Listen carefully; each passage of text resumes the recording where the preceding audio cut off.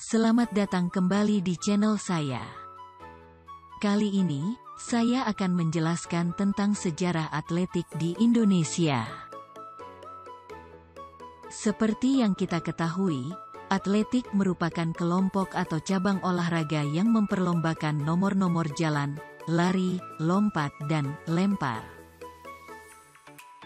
Istilah atletik yang kita kenal berasal dari bahasa Yunani, yaitu atlon, yang berarti berlomba atau bertanding. Mari kita simak bagaimana sejarah olahraga atletik di Indonesia ini.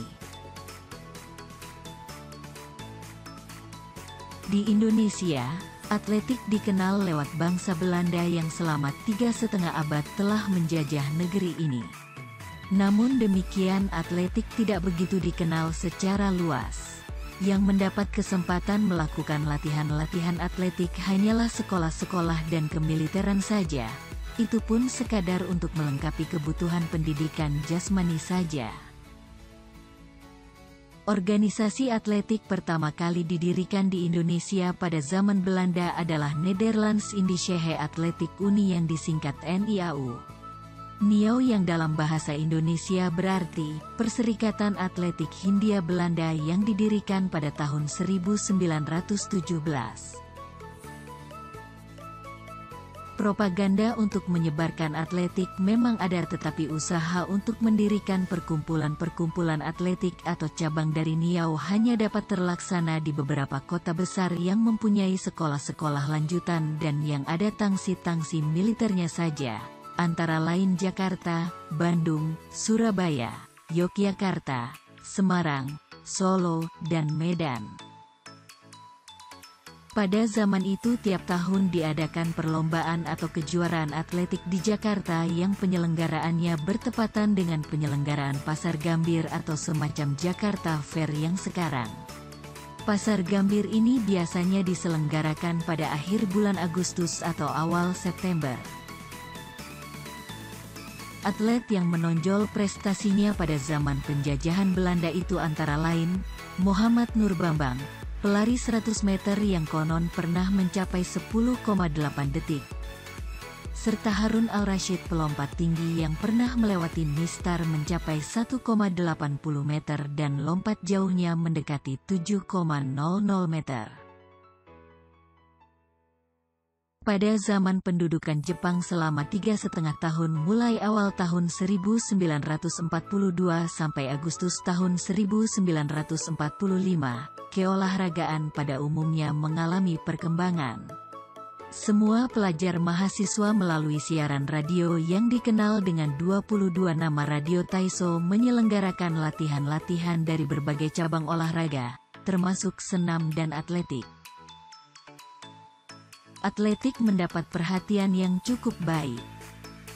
Hampir setiap menjelang tutup tahun ajaran diadakan pertandingan-pertandingan olahraga dengan atletik sebagai nomor utamanya, baik yang berbentuk pertandingan antar kelas, antar sekolah, atau antar kota.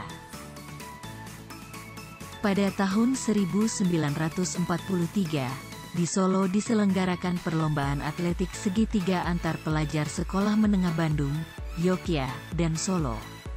Pelajar-pelajar dari Bandung di bawah Panji Gasemba, Gabungan Sekolah Menengah Bandung, dari Yogyakarta, Gasema, Gabungan Sekolah Menengah Mataram, dan dari Solo, Gasembo, Gabungan Sekolah Menengah Solo. Perlombaan atletik untuk umum juga sering diadakan. Lari jarak jauh dan lari jarak pendek dengan membawa beban adalah yang paling sering diperlombakan. Dalam bidang organisasi selama masa pendudukan Jepang ini juga nampak ada kemajuan.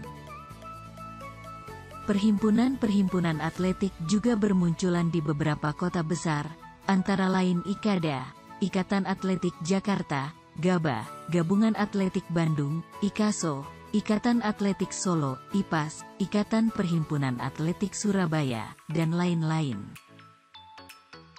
Pada tahun 1949 oleh Ikatan Sport Indonesia diselenggarakan Pekan Olahraga di lapangan IKADA yang diikuti oleh sejumlah atlet dari seluruh Jawa. Atlet-atlet yang menonjol pada pendudukan Jepang antara lain, Sutantio, pelari 100 meter yang mencapai 11,00 detik. Sutrisno, atlet pancalomba serta Bram Matulesi, atlet pelempar lembing. Itulah tadi sejarah perkembangan olahraga atletik di Indonesia, dari masa penjajahan Belanda sampai awal kemerdekaan. Jangan lupa untuk like, subscribe dan aktifkan tombol notifikasinya untuk mendapatkan video-video pembelajaran lainnya. Terima kasih, dan sampai berjumpa lagi di video selanjutnya.